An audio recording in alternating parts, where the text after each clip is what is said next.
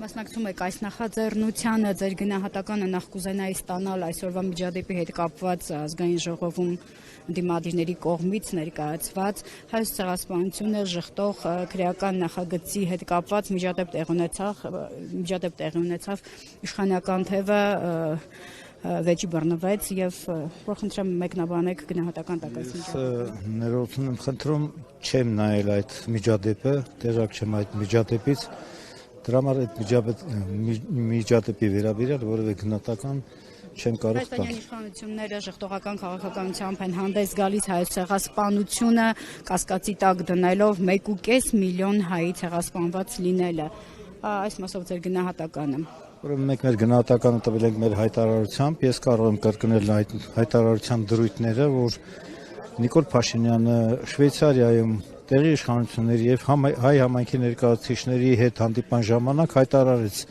Արդյոք եղել է ցեղասպանություն, թե չէ եղել, եթե եղել է, ապա ով էր մեղավոր, ինչպես է եղել, ինչու է եղել եւ այլն, փորձելով ուրեմն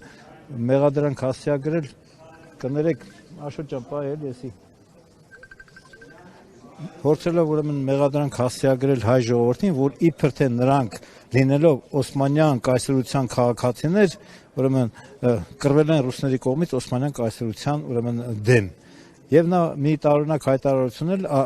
էր արել մինչ այդ, որ մեր հայրենիքը Հայաստանի Հանրապետությունն է, բայց մեր պետությունը դարեր շարունակ իբրև թե եղել է Օսմանյան կայսրությունը։ Նա այնքան տգետ է, որ չի հասկանում, որ ներկայիս Հայաստանը Արցախի հետ միասին, Նախիջևանի հետ միասին Արևելյան Հայաստան է եղել, որը գտնվել է Իրանի տիրապետության ներքո, իսկ Օսմանյան կայսրությունում Արևմտյան Հայաստանն է եղել, որը բնականաբար մի քանի անգամ տարածքով ավելի մեծ է, քան Արևելյան Հայաստանը, որտեղ թուրքերը հայերի հանդեպ իրականացրել են ցեղասպանություն եւ տիրացել են մեր հայրենիքին։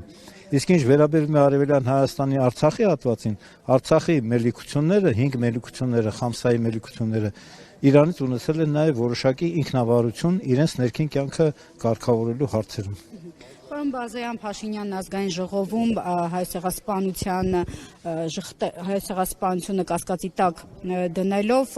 հայտարարեց, որ ոչ թե կոտորած է տեղի ունեցել, այլև խաղաղ գաղթ է կազմակերպվել հայերի համար, հայերն իրենք են դուրս եկել օտարի հողից։ Ոչ, հայերը իրենց օտարի հողից դուրս չեն եկել, դա մեր հայրենիքն է, օտարն է եկել տիրացել մեր հայրենիքի։ Նիկոլը էլի տգետ է, որը պատմություն չգիտի, որ դա Հայաստանը, իսկ թուրքերը քոշվոր ցեղեր էին, որոնք Միջին Ասիայի անապատներից, Մոնղոլիայի հյուսիսային հատվածներից ասպատակել են, եկել են Հայաստան, լինելով սկզբում արաբական բանակներում վարձու զինվորներ, իրենց քանակը արաբական բանակում թուրքալեզու ժողովուրդների վարձու զինվորների քանակը այնքան է ավելացել, որ նրանք արաբներից վերցրել են իշխանությունը եւ արաբական տարածքի վրա ուրեմն Սելջուկյան պետություն, սկզբից թուրքական, հետո գալիս է, ասենք, Օսմանյան կայսրությունը։ Օսմանյան կայսրությունը ըստ էության, ասենք, որի տարածքի մի զգալի հատված Անատոլիայի արևելյան կեսը գրեթե հայկական լեռնաշխարհն է, մի զգալի հատված Հայաստանի տարածքն է եղել։ Իսկ Փաշինյանը փաստորեն ասենք թե ամեն ինչ տեղի տալով, խոսքի օրինակ ասենք Ալիևի պահանջներին տեղի տալով, որ սա իբր թե բան է, ներկայիս Հայաստանը արևմտյան Ադրբեջանն է, որ Սևանը դա Գյոկչա է, Մասիսարն էլ Աղրիդաղ է ըստ թուրքերի, Երևանն էլ ըստ ադրբեջանցիների Երևան է, իսկ ըստ թուրքերի Էրինջան է։ Նիկոլ Փաշինյանը, ուզում եմ հիշեցնել, թուրքական 10 լրատվամիջոցների ներկայացուցիչների հրավիրել էր Հայաստան, մեր պետբյուջեի հաշվին, նրանք 2-3 օր, չգիտեմ ինչքան կոնկրետ մնացին Հայաստանում, կերան խմեցին եւ այլն, Նիկոլը նրանց հարցազրույց տվեց, հաջողանալով ուրեմն Էրդողանին, կոպիտ ասած սապոնվելով Թուրքիային, ակնկալելով հետագայում ուրեմն նրանցից քաղաքական եւ ֆինանսական աջակցություն իր իշխանությունը պահպանելու համար։ Նրանց միայն հետաքրքրում է իրենց իշխանությունը, որովհետեւ Նիկոլը շատ լավ էլ հասկանում է, որ ուրեմն իշխանափոխությունից հետո ինքը ենթարկվելու է Հայաստանի Հանրապետության օրենսդրությամբ սահմանված կարգով դատական պատասխանատվության, մեր ժողովրդին, մեր տաղանդավոր, մեր հաղթական ժողովրդին համապատրաստից պատերազմի տանելու, մեր ժողովրդին պարտության մատնելու եւ Արցախը Թուրքին հանձնելու համար։ Բացի դրանից Հայաստանի տարածքից մի շարք ուրեմն ռազմավարական նշանակության դիրքեր եւ բարձունքներ եւս հանձնվել է թուրքերին, որտեղ ադրբեջանցիք եկել նստել են եւ արևելյան բնակավայրերը բոլորը կրակի տակ են։ Պարոն Բազյան, լավ հիշատակեցիք թուրք լրագրողները, որոնց հանդիպեց Փաշինյանը, նաեւ ռեպորտաժ էին պատրաստել Ծիծեռնակաբերդից Հայոց Զորերի հիշատակին նվիրված այս կառույցի ներսից, նրանք եւս ժխտեցին, որ այս կառույցը ապօրինի է պատրաստված եւ ոչ մի զոհ, ոչ մի կոտորած չի եղել։ Հայաստանը միջազգային կառույցների կողմից, աշխարհի կողմից միջազգայինորեն ճանաչված պետություն է, որքանով է իրավական, որպեսզի թուրք լրագրողը գա մի պետության, այն էլ այսպիսի կառույցից ներսից հայտարարություն տարածի ու ռեպորտաժ պատրաստի, հայտարարելով, որ նման ցեղասպանություն չի իրականացվել։ Հայաստանի իշխանությունները այս առումով չպետք է հորդորեին կամ պահանջեին, որպեսզի հերքեն կամ չեղել համարեին այդ ռեպորտաժը։ Հայաստանի ուրեմն թուրքամետ ապազգային իշխանության գործնեության արդյունքում են այդպիսի բաներ տեղի ունենում։ Ես ուզում եմ հիշեցնել նաև մի թուրքի, որը եկել էր ցեղասպանության զոհերի հուշարձան եւ աու այսպես էր անում, այսինքն գործ գայլերի բաներ ցույց տալիս ու ծաղրում էր մեզ։ Բացի դրանից ուզում եմ հիշեցնել նաև, որ մի քանի Իրանից եկած ադրբեջանցիներ այդպես էր նկարագրված, չգիտեմ, Իրանից էին եկել այդ ադրբեջանցիները, թուրքերը, թե Ադրբեջանից էին, Հանրապետության հրապարակում Այ Ղարաբաղ, Ջան Ղարաբաղին երգում եւ այդ նյութը տարածողին տարել էին ձերբակալել, փոխանակ ոստիկանությունը այդ թուրքերին տաներ ձերբակալեր, տարել էին այդ նյութը տարածողին էին ձերբակալ, իբրև թե ազգամիջյան, ուրեմն թշնաման հրահարելու պահանջով։ Իրական Հայաստանը ըստ Փաշինյանի ձեր կարծիքով ինչպես է պատկերացնում, որը պետք է լինի։ Ըստ Փաշինյանի իրական Հայաստանը պետք է լինի թուրքերի ենթակայության ներքո, մենք պետք է ձուլվենք թուրքերի հետ, դառնանք թուրք, այդպես վերանանք գնանք։ Ըստ Փաշինյանի այդպես է։ Շղթերով հայ ցեղասպանությունը Հայաստանն ու հայ ժողովուրդը ինչի արժեվ կկանգնի ասես։ Ուրեմն Նիկոլով չի ցեղասպանությունը ժխտվում կամ չի ժխտվում։ Ցեղասպանությունը ճանաչել են 35 երկրներից ավելի պետություններ։ Ուրեմն ամենահզոր պետությունները Միացյալ Նահանգները, Ռուսաստանի Դաշնությունը, Եվրոմիության երկրները, Բրազիլիան, Արգենտինան եւ այլն, մի շարք մեծ երկրներ ճանաչել են ցեղասպանություն։ Նիկոլը մի ապուշ հայտարարություն էլ արեց, որ մինչեւ 59 թիվը ցեղասպանության մասին չէինք, 39 թիվը ցեղասպանության մասին չկար։ 59 թվից հետո ցեղասպանության մասին խոսք ելավ։ Ինքը այն նորից եմ կրկնում, այնքան տգետ է, որ չգիտի, որ ցեղասպանություն տերմինը շրջանառության մեջ դրեց Լեմկինը հրեա ազգությամբ, որովհետեւ ֆաշիստական Գերմանիան հրեաների հանդեպ իրականացրել էր ցեղասպանություն, իսկ Հիտլերը հայտարարել էր, ով է հիշում Հայաստանի հայերի ցեղասպանությունը։ 59 թվից այո, մենք բարձրացրել ենք ցեղասպանության հարցը տարբեր միջազգային ատյաններում եւ սփյուռքահայությունն է բարձրացրել այդ հարցերը եւ ասացի արդեն 35 խոշոր երկրներ ավելի քան 35 խոշոր երկրներ ճանաչել են հայոց ցեղասպանությունը եւ դատապարտել են։ Իսկ Թուրքիան բնականաբար ժխտում է հայոց ցեղասպանությունը, որպեսզի փոխհատուցում չտա հայերին։ Տեղի ունեցավ նաև 16, 20, 22, 23 թվականներին Ադրբեջանի կողմից հայաստանյան իշխանությունները որևէ սգո օր կամ հիշատակի օր Հայաստանում չհայտարարեցին։ Այսպիսով